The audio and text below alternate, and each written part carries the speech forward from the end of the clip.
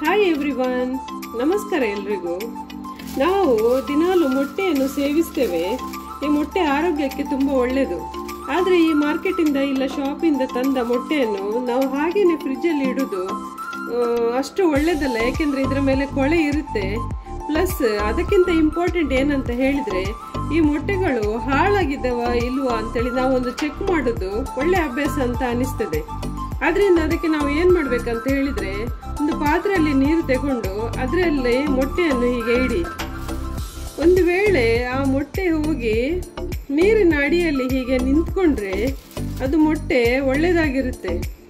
ಅದೇ ಮೊಟ್ಟೆ ಹಾಳಾದರೆ ಅದು ಫ್ಲೋಟ್ ಆಗಲಿಕ್ಕೆ ಶುರು ಆಗುತ್ತೆ.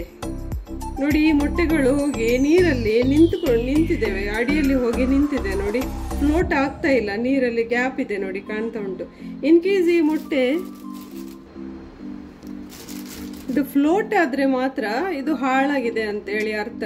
ನೋಡಿ, ಇದು ಫ್ಲೋಟ್ ಆಗ್ತಾ ಇಲ್ಲ ನೋಡಿ. ಈಗ ನಾನು ಒಂದು ರೌಂಡ್ ಇಟ್ಟ ಮೇಲೆ ಇದರ ಸೆಕೆಂಡ್ ರೌಂಡ್ ಇಟ್ಟರು ಮೊಟ್ಟೆ ನೋಡಿ ಅದರ ಒಳಗೆ ಹೋಗಿ ನಿಲ್ತದೆ. ಇದು ಫ್ಲೋಟ್ ಆಗ್ತಾ ಇಲ್ಲ ನೋಡಿ. ಹೀಗೆ ನಿಂತರೆ ಇದು ಮೊಟ್ಟೆ ಈ ತರ ಇದ್ರೆ ಈ ಮೊಟ್ಟೆಗಳು ಹಾಳಾಗ್ಲಿಲ್ಲ ಅಂತೇಳಿ ಅರ್ಥ. ಅದೇ ಅದು ಕೆಲವು ಮೊಟ್ಟೆಗಳು ಹಾಳದ್ದು ನೀರಿನಲ್ಲಿ ಫ್ಲೋಟ್ ಆಗ್ತವೆ. ಆ ತರ ಫ್ಲೋಟ್ ಆದ್ರೆ ಆ ಮೊಟ್ಟೆಗಳನ್ನು ಯೂಸ್ ಮಾಡಬೇಡಿ. ಅದು ಹಾಳಾಗಿರೋದು ಆರೋಗ್ಯಕ್ಕೆ ಒಳ್ಳೆಯದಲ್ಲ. ಸೊ ಮೊಟ್ಟೆಗಳ ಬಗ್ಗೆ ಒಂದು ಇಂಪಾರ್ಟೆಂಟ್ ಮಾಹಿತಿಯನ್ನು ನಿಮಗೆ ಶೇರ್ ಮಾಡಿದ್ದೇನೆ. Thank you so much.